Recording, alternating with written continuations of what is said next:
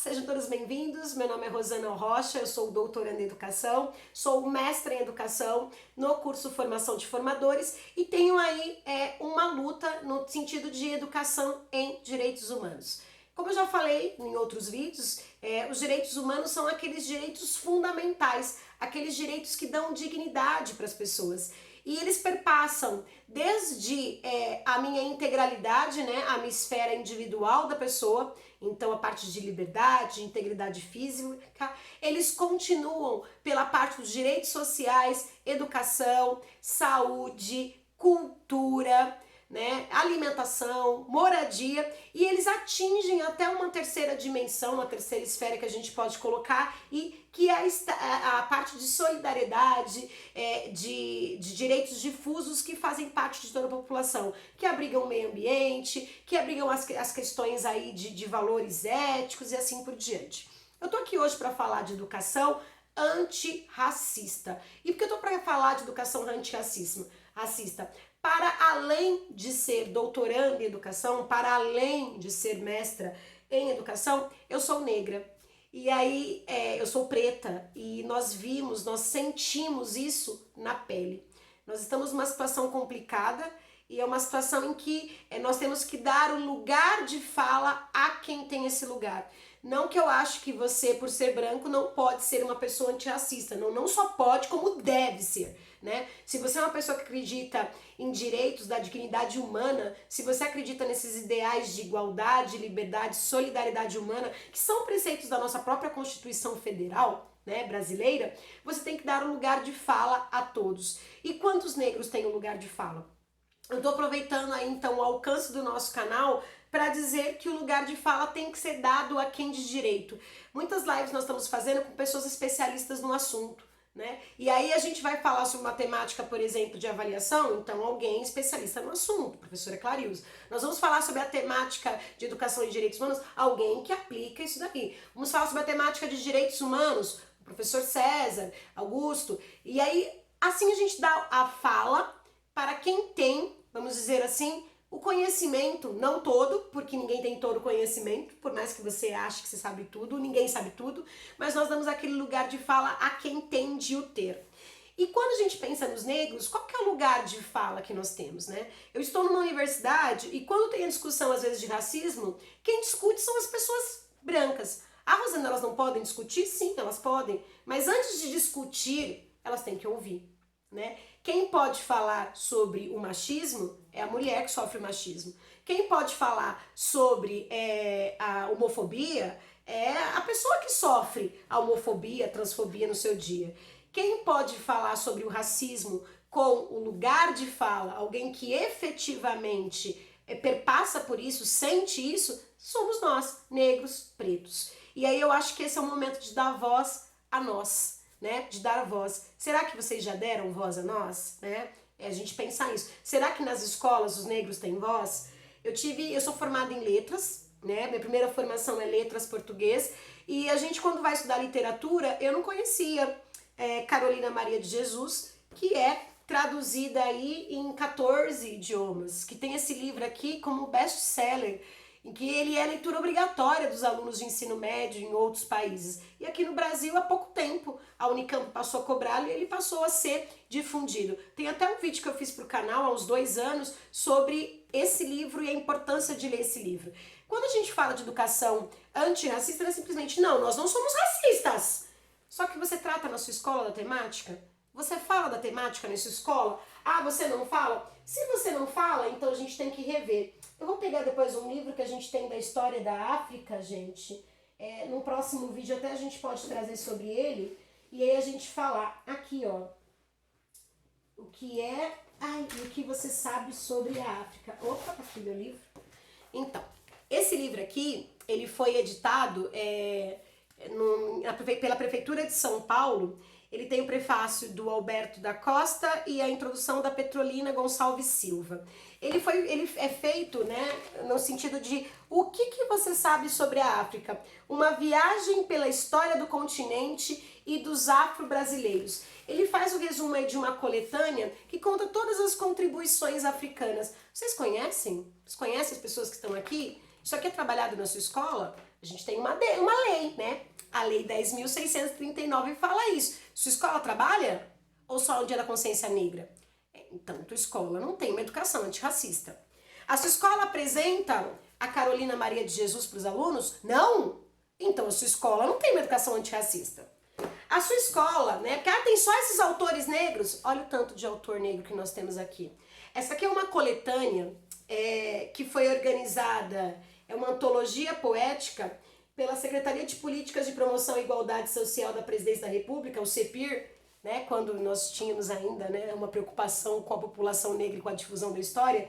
E aí nós temos aqui, foi da editora UFMG, e eles fizeram, olha aqui, gente, Literatura e Afrodescendência no Brasil, Antologia Crítica. Eles pegaram autores, então todos esses livros aqui, ó, são de autores, tá? O professor Eduardo de Assis Duarte, que eu tive o prazer de conhecer, inclusive cheguei a essa coleção por contato com o professor Eduardo, ele tem aqui uma antologia em que ele fala, né, de maneira crítica de todos os autores afrodescendentes. Você conhecia isso? Ah, não? Então, será que a sua escola tem uma educação antirracista? Será que os negros na sua escola têm lugar de fala? Ah, mas os negros não produziram nada pra gente falar. E a história da África e dos afrodescendentes no Brasil? E autoras como a Carolina Maria de Jesus, como Solano Trindade, eles têm espaço na sua escola? E esses autores que se encontram na antologia, eles têm espaço? Não? Será que você tem uma educação antirracista? Então eu acredito que nesse sentido é dar lugar de fala a quem tem. Dar lugar de fala às pessoas que pesquisaram sobre a África e sobre a história dos brasileiros, para que eles entendam que nós não somos, nós pretos, nós negros, não somos um povo de escravo. Nós somos um povo que foi escravizado. E foi escravizado porque tinha uma história rica no continente africano. E teve uma história rica e de resistência aqui no Brasil. Então, antes de você falar, eu sou antifascista, você tem que dizer, sou antirracista. E o que é ser antirracista? Ser antirracista é dar voz. Não é simplesmente não ser racista, mas é tratar sobre a temática do racismo e ser contrário a ela. E como que eu trato sobre a temática do racismo? Quando eu dou voz, quando eu dou lugar de fala, quando eu contrato profissionais negros. Quantos diretores de escola, eu sou diretora de escola concursada, quantos diretores de escola negros você conhece? Ah, mas eles não têm capacidade, eles não se esforçaram. Será? Eu faço uma pergunta na sala para os meus alunos, se nós tivéssemos o trabalho numa recepção de uma empresa, pego uma aluna com estereótipo europeizado, né? E aí eu falo assim, se nós tivéssemos que trabalhar na recepção de uma empresa, quem que você escolheria para vender o seu produto? Eu, Rosana ou ela? Ah, escolheria a senhora. Escolheria mesmo? Mesmo sabendo que eu não sou professora, mesmo? Eu escolheria ela. Quem são aqueles escolhidos, né, para estar ali em cargos de chefia, em cargos de liderança? E mesmo quando a gente chega, porque cheguei, né, passei no concurso, cheguei a um cargo aí de liderança numa escola, a gente tem que a todo momento provar que a gente é capaz. Isso é falta de uma educação antirracista, que nós não tivemos, e que não aceitam ver corpos negros, né, pretos, em papel de liderança, que não aceitam dar voz. Na universidade, às vezes, quando tem discussão sobre negros, não perguntam para os negros, será que os negros são ouvidos? Será que os negros têm voz nos espaços? Será que você, como professor, dá voz aos seus alunos negros? Será que você, como professor, responsável pela formação desses alunos, traz a rica história que esse povo tem? Ou você conta só a história do povo europeu e o viés de que o escravo era submisso? E cadê todas as revoltas que aconteceram? Cadê todas as coisas que foram escritas? São invisibilizadas. E quando a gente fala aí de genocídio da população negra, quando a gente fala que a população negra está sofrendo e a gente sofre a morte em vários momentos, quando a gente tem que lutar pela sobrevivência, quando a gente tem que lutar pelo lugar de fala, quando a gente tem que lutar, mesmo com tanto talento, para conseguir ter um espaço. E aí eu queria encerrar esse aqui colocando Carolina Maria de Jesus, O Quarto Despejo, que é uma leitura obrigatória para você que fale tanto em antifascismo, vamos começar lendo, tá? Esse livro Quarto de Despejo, Diário de uma Favelada, porque a Carolina Maria de Jesus era uma preta, favelada, uma mãe solteira, seria hoje todos os estereótipos aí para ser evitada, né? Para não ter lugar de fala. Mas ela tinha nos diários dela. E nos diários dela, ela escreveu muito o que ela sentia. Eu queria ler para vocês a data aqui, ó, de 13 de maio. Em 13 de maio, hoje amanheceu chovendo. É um dia simpático para mim. É o dia da abolição. Dia que comemoramos a libertação dos escravos. Nas prisões, os negros eram os bodes expiatórios, mas os brancos agora são mais cultos e não nos tratam com desprezo. Que Deus ilumine os brancos para que os pretos sejam felizes. Continua chovendo e eu tenho só feijão e sal. A chuva está forte. Mesmo assim, mandei os meninos para a escola. Estou escrevendo até passar a chuva para eu ir lá no senhor Manuel vender os ferros. Ela catava recicláveis, tá? Com o dinheiro dos ferros, vou comprar arroz e linguiça. A chuva passou um pouco. Vou sair.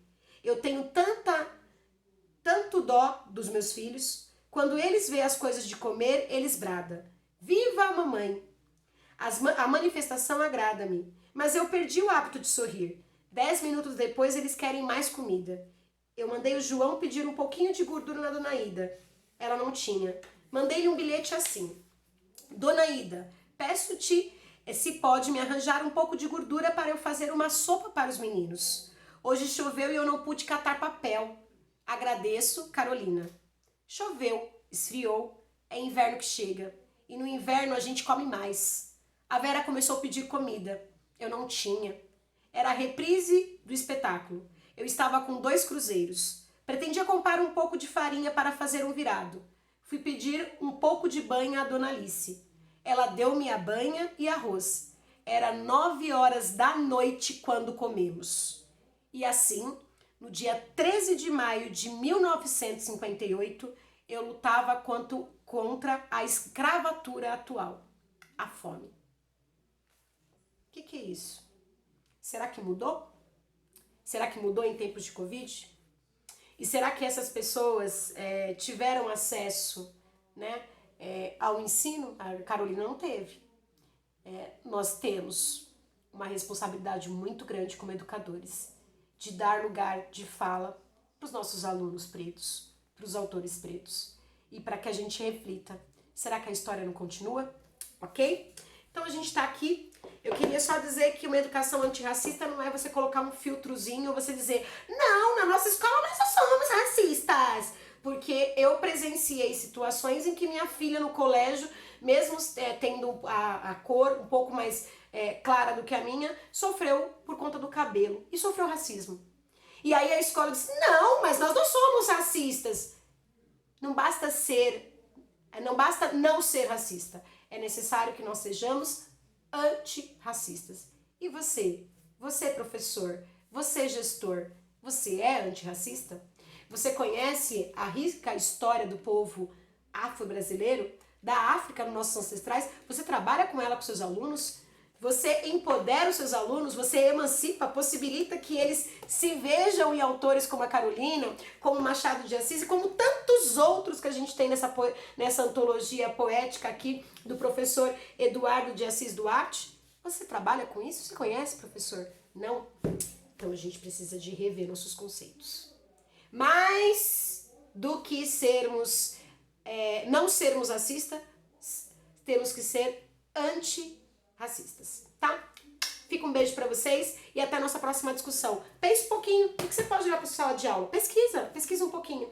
Essa literatura e afrodescendência no Brasil, antologia crítica, é um bom começo, tá? A gente tem o site Literafro, que é ótimo. Carolina Maria de Jesus é uma indicação também. E este livro aqui, O que você sabe sobre a África? De uma maneira bem simples, bem acessível para que os nossos alunos consigam entender. Vamos trabalhar com esses preceitos em sala de aula?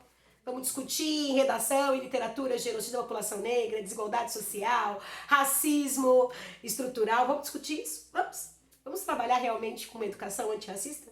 Tenho certeza que nesse momento, se você, professor, assistiu esse vídeo até agora, é porque você tem interesse na temática.